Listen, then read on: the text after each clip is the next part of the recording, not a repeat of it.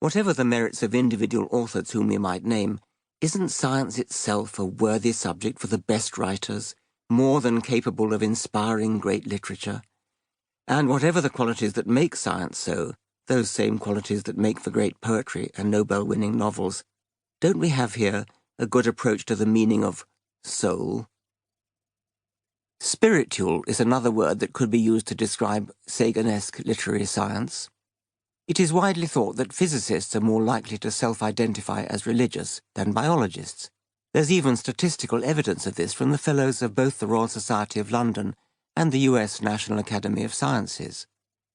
But experience suggests that if you probe these elite scientists further, you'll find that even the 10% who profess some kind of religiosity have in most cases no supernatural beliefs, no God, no creator, no aspiration to an afterlife.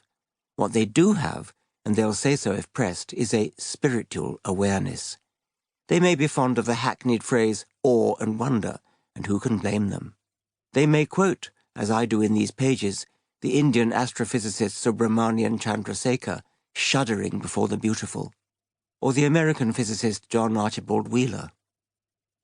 Behind it all is surely an idea so simple, so beautiful, that when we grasp it, in a decade, a century, or a millennium, we will all say to each other, how could it have been otherwise? How could we have been so blind? Einstein himself made it very clear that, though spiritual, he believed in no kind of personal God. It was, of course, a lie what you read about my religious convictions, a lie which is being systematically repeated. I do not believe in a personal God, and I have never denied this, but have expressed it clearly. If something is in me which can be called religious, then it is the unbounded admiration for the structure of the world so far as our science can reveal it. And on another occasion? I am a deeply religious non-believer. This is a somewhat new kind of religion. Though I wouldn't use the exact phrase, it is in this sense of a deeply religious non-believer that I consider myself a spiritual person, and it is in this sense that I unapologetically use soul in the title of this book.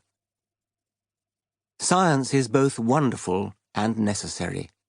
Wonderful for the soul, in contemplation, say, of deep space and deep time from the rim of the Grand Canyon, but also necessary for society, for our well-being, for our short-term and long-term future. And both aspects are represented in this anthology. I've been a science educator all my adult life, and most of the essays connected here stem from the years when I was the inaugural Charles Simonyi Professor of the Public Understanding of Science. When promoting science, I've long been an advocate of what I call the Carl Sagan school of thought, the visionary, poetic side of science, science to stir the imagination, as opposed to the non-stick frying pan school of thought.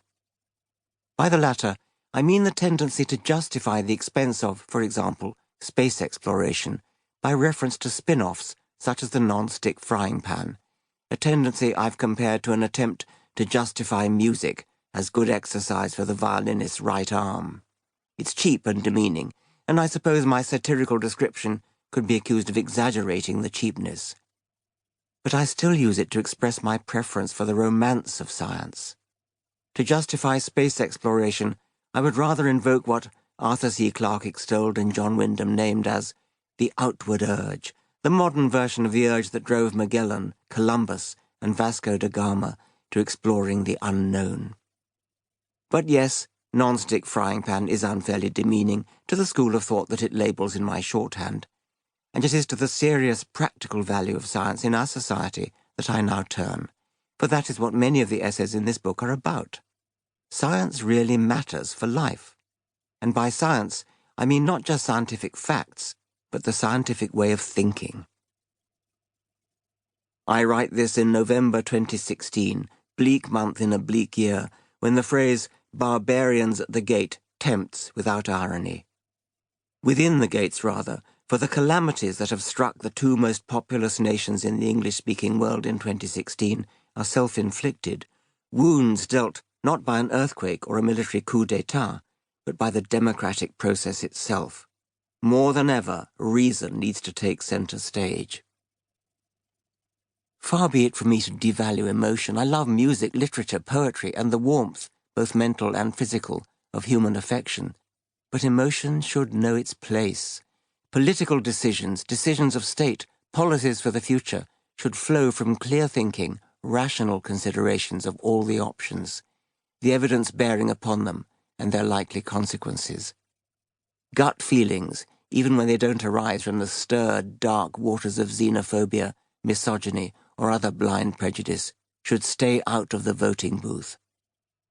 For some time now, such murky emotions have remained largely under the surface.